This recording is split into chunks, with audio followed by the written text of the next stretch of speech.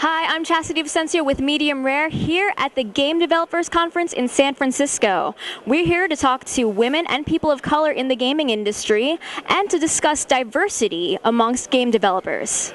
I'm here with Dr. Celia Pearce, and she is the director of Experimental Game Lab at Georgia Tech. Hi, how are you today? Good, how are you? Good, thank you very much.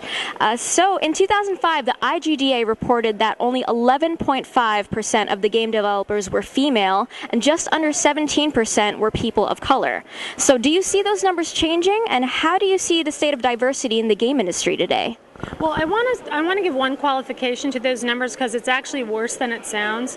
11.5% of all people in the game industry are female, but those are not all game developers. In fact, the majority of women in the game industry are not actually game designers. They work in marketing and HR and other influential areas, but they don't have very much say over what gets made.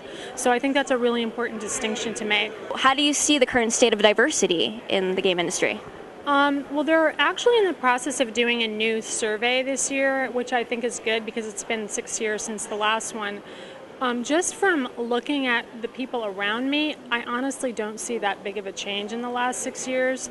I teach game design, and my class is usually about I typically teach a class where there'll be like 6 girls and 22 to 24 guys, plus or minus. So the ratio is not great. It's a little more like 20% in my students. Part of what I'm trying to do is help to raise a new generation of women game developers, and also male game developers who are a little more sensitive to gender issues and more aware of the potential of the female market that I think is often ignored by the industry at large.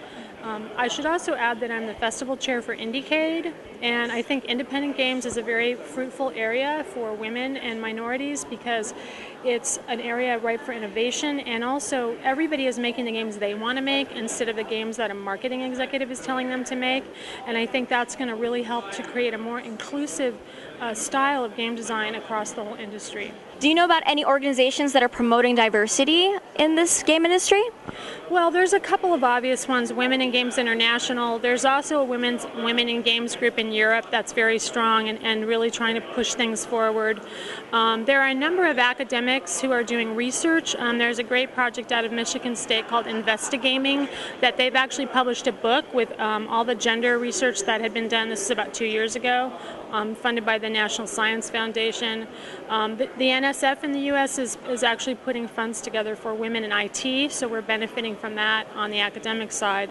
Also, there are organizations like Indiecade where, even though we don't have diversity as a stated goal, it's built into everything we do. So, for instance, we make sure that our jurors are very diverse because we feel that in order for our developers to get a fair evaluation, we need a diverse group of jurors. Do you see a lack of titles geared towards the female audience, and do you see that changing anytime? I think that in the AAA space, it's almost non-existent to see a game that's targeted to women, and very rare to see a game that even considers women as a potential audience. So you might see something like Katamari Damacy every once in a while, or Little Big Planet, where you definitely have a gender-inclusive aesthetic to the gameplay. But by and large, the money is going to things like God of War and that type of game, which is totally not female-friendly. Although a lot of women do play those games. I am seeing a really big growth in the casual and social game space. What's unfortunate about that is a lot of what's driving that, a lot of those games are being designed by men, and they're basing their game designs on very stereotypical and shallow perceptions of what women want to do. Like the classic thing you hear that's just, I roll my eyes every time, is this game is easy to play and therefore women will like it, which is nonsense. If you look at a game like Myst or The Sims, both of which have had huge traction with women players, those are not easy games to play. So the perception that we're too dumb to play a difficult game or we don't have the tenacity for a challenge is a little bit limiting, I think. Well, thank you so much for your insight, and thank you for talking to us today. Thank you. It was a pleasure.